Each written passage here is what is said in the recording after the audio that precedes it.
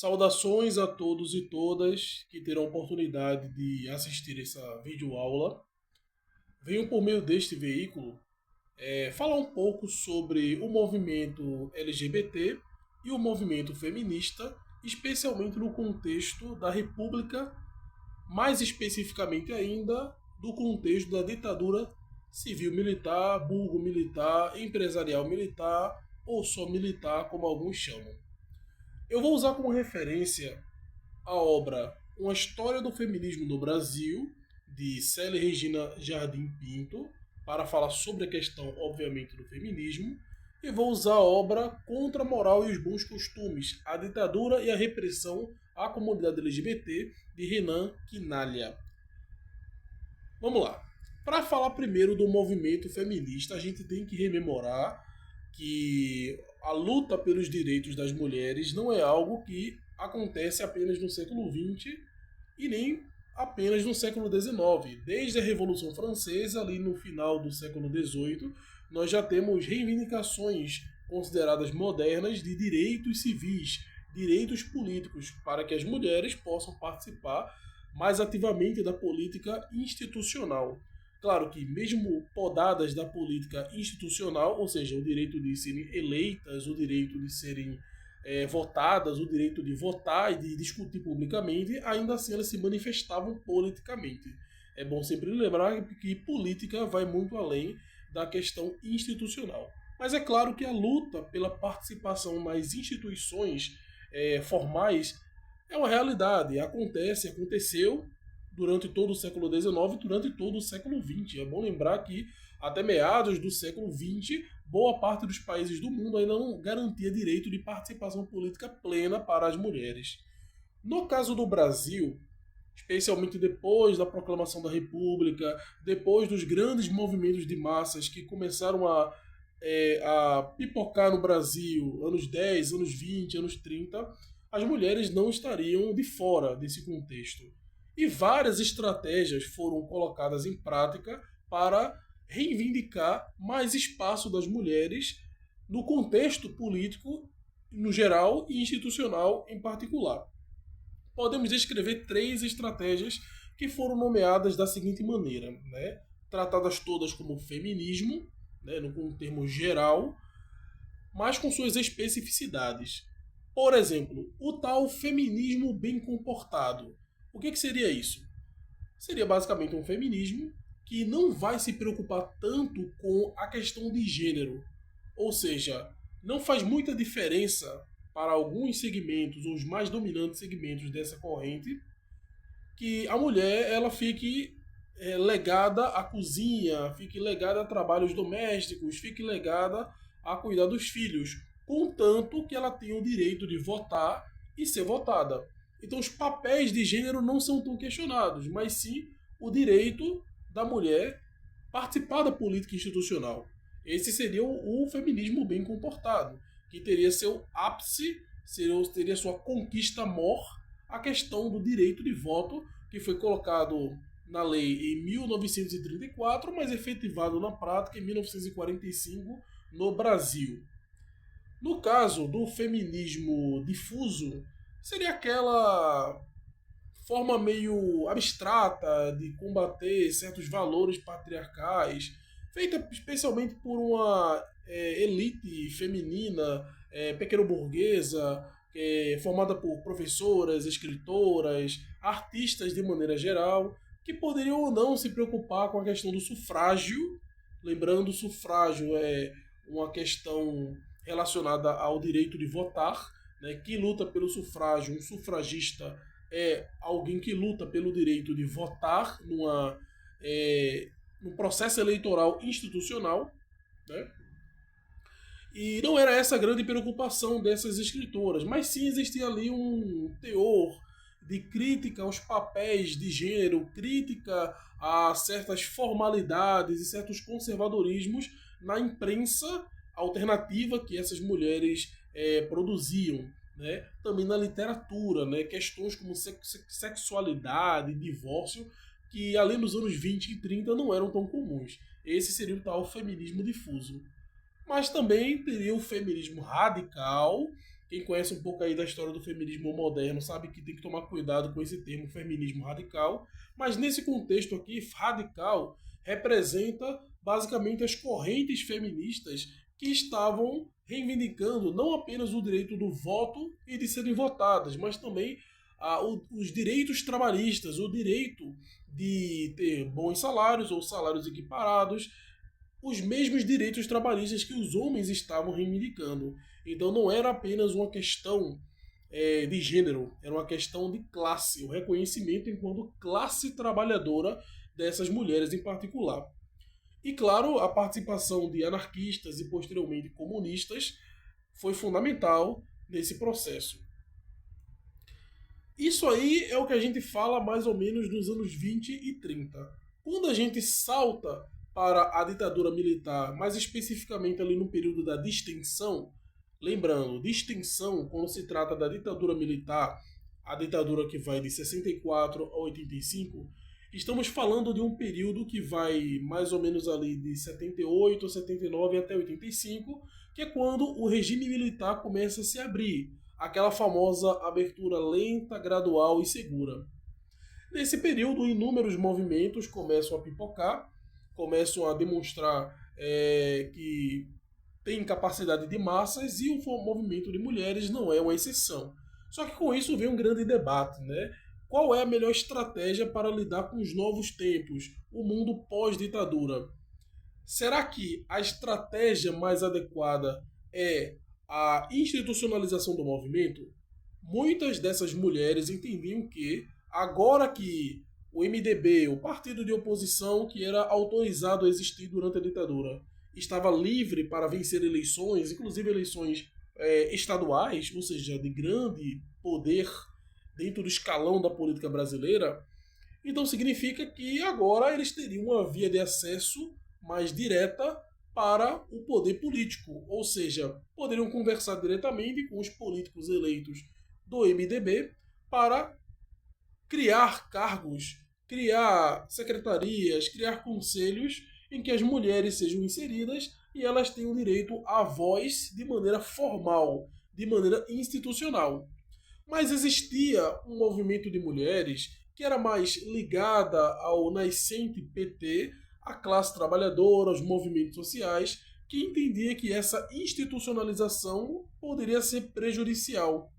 Por quê? Porque há a grande chance, a grande possibilidade de haver cooptação. Basicamente, se o movimento se submete a uma organização, a um partido este que está cada vez mais se atrelando ao jogo político, especialmente o jogo político das elites, então há uma grande chance desta organização, deste movimento, perder suas capacidades políticas mais radicais, mais reivindicatórias, mais enérgicas e acabar se tornando uma correia de transmissão para os interesses daquelas organizações que conseguem acessar o poder político. E como nós bem sabemos, as organizações e as instituições brasileiras não são das mais revolucionárias. Pelo contrário, são famosas por serem extremamente reacionárias, conservadoras e, no melhor dos casos, grandes mantenedoras do status quo. Isso é o que podemos falar da questão do movimento feminista, do movimento de mulheres, até esse período. Vamos falar um pouco sobre o movimento homossexual. Né? Deixa eu ajeitar aqui. Movimento homossexual, movimento gay. É bom lembrar que esse movimento ele acabou surgindo, tendo seu início de massas já no período final da ditadura militar. Depois que boa parte das esquerdas, especialmente a esquerda armada, já tinha se tornado um alvo esquecido entre aspas, da ditadura, ou seja, quando estes já foram derrotados. Isso é uma coisa curiosa. O autor do livro, lembrando, Contra a Moral e os Bons Costumes, a Ditadura e a Repressão à Comunidade LGBT, do Renan Quinalha, vai descrever as diferenças e semelhanças entre o ascenso desse movimento no Brasil em comparação aos Estados Unidos. Nos Estados Unidos e no Brasil nasceu no contexto de contracultura. Só que no caso estadunidense, nasceu num contexto de relativas liberdades democráticas, enquanto que no Brasil nasceu num contexto de autoritarismo em distensão. e no contexto de arrefecimento, de diminuição das forças da esquerda tradicional. Tanto que esses movimentos, destaque para o tal Grupo Somos, que nasceu ali no final dos anos 70, eles olhavam para a esquerda tradicional, a esquerda comunista, a esquerda socialista, organizadas em partidos, e tinham um certo rechaço. Não um rechaço somente pela forma organizativa, mas também pela ideologia, né? Porque o autor também vai destacar isso. Os comunistas, socialistas, a esquerda no geral nessa época, em sua maioria, ou pelo menos em sua vertente mais expressiva, tinha grandes problemas com a questão da homossexualidade. Esse não era um debate que estava muito forte, não estava muito bem resolvido, não estava muito avançado, podemos dizer assim, dentro desses agrupamentos. Então, esses grupos homossexuais, LGBTs, viram a necessidade de criar suas próprias organizações com suas próprias formas organizativas. Né? Claro que alguns vão compreender que o fato da ditadura existir cria movimentos de resistência por si só, mas não podemos cair nessa simplicidade, até porque a gente poderia parar de explicar qualquer movimento dessa forma, ou seja, algo nasce porque algo está reprimido. Fechou? Não, não é simplesmente isso. Outra explicação para isso seria a concentração urbana, que estava cada vez mais forte dentro do contexto do Brasil, em processo franco de industrialização que a ditadura ajudou a promover. É bom lembrar que a cidade é esse lugar de aglutinação, é o lugar onde as pessoas estão mais próximas umas das outras, querendo ou não, e isso facilita a criação de culturas e subculturas internas, ou seja, cultura de pessoas lésbicas, de pessoas negras se organizando contra o racismo, pessoas trans mostrando a sua expressão, drag queens, enfim, e também vale para os homossexuais, né, os LGBTs no geral. Então é muito tranquilo pensar nessa possibilidade. E claro, essa cidade fornecia vários espaços de sociabilidade, muitos deles relacionados à expressão da sexualidade, locais de pegação, boates, calçadas, becos, enfim, todo lugar podia ser o lugar ideal para ter algum tipo de experiência ali prazerosa com uma outra pessoa, com várias pessoas da sua preferência. E é bom lembrar uma questão, né? Porque esse grupo Somos, ele tinha essa vontade de fugir dessas amarras burocráticas que faziam os partidos serem o que eram naquele momento, né?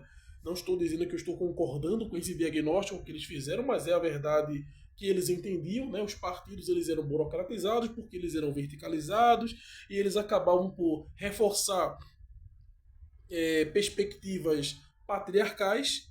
Há um fundo de verdade nisso, mas, por exemplo, essa organização, diferente de outros partidos e correntes de esquerda, visava a autonomia. Então, ela se dividia em vários ramos de atuação. Então, um ficava responsável pela agitação e propaganda, outro pela atuação externa, outro pela formação interna, e por aí vai. Cada um deles tinha autonomia, tinha reuniões próprias, e cada um funcionava da maneira que achava melhor. No final, um processo ali, podia ser anual ou mais que isso, se reuniam em locais diferentes sempre para unir os acúmulos e criar uma espécie de linha mestra da organização daí para frente. Só que esse fato deles não terem essa burocratização dos processos fez com que eles não pudessem fazer com que os acúmulos se tornassem escritos. Né? O que nas organizações a gente chama de notas políticas, resoluções de congressos, de conferências. Isso é muito comum nas organizações de esquerda, mas nessa organização eles sentiram essa dificuldade. As pessoas entravam na organização e acabavam trazendo de volta debates que já tinham sido superados há muito, muito tempo. Bom, isso é um grupo, né? Obviamente que vários grupos apareceram nesse período ali no final da ditadura e continuaram aparecendo até os dias de hoje. Mas esses aqui são os primórdios do movimento LGBT que se fortaleceu nesse período final da ditadura.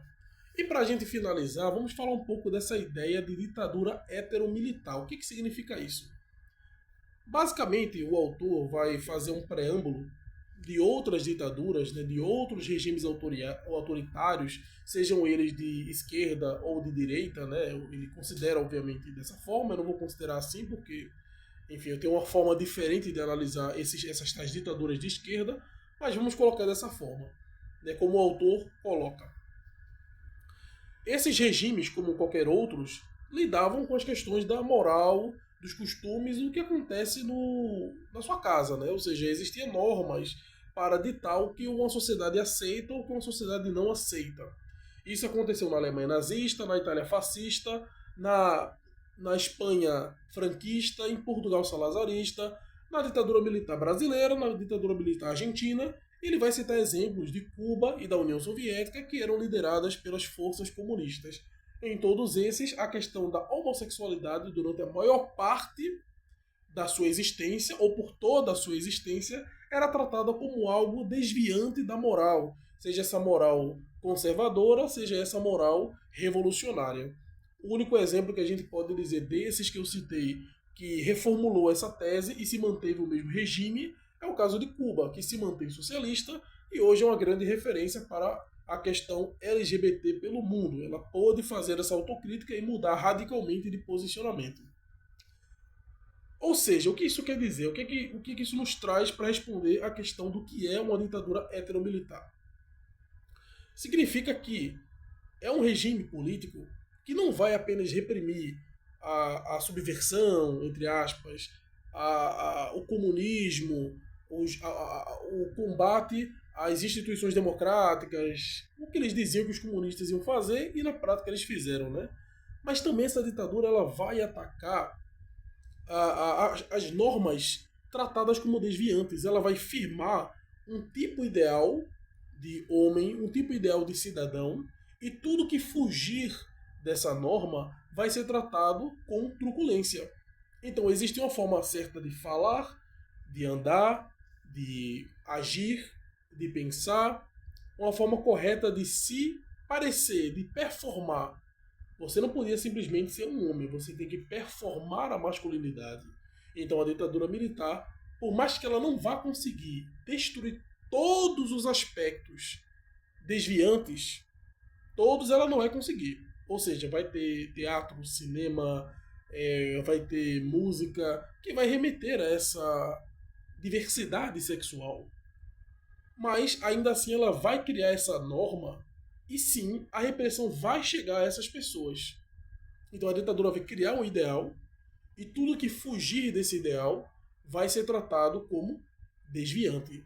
O ideal é a heterossexualidade e o que é desviante é o que? A homossexualidade, a bissexualidade, a lesbianidade e por aí vai. Então é isso.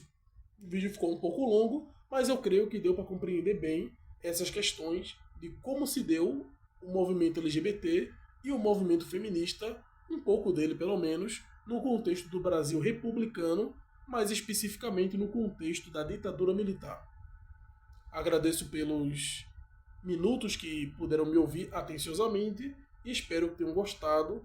Até a próxima.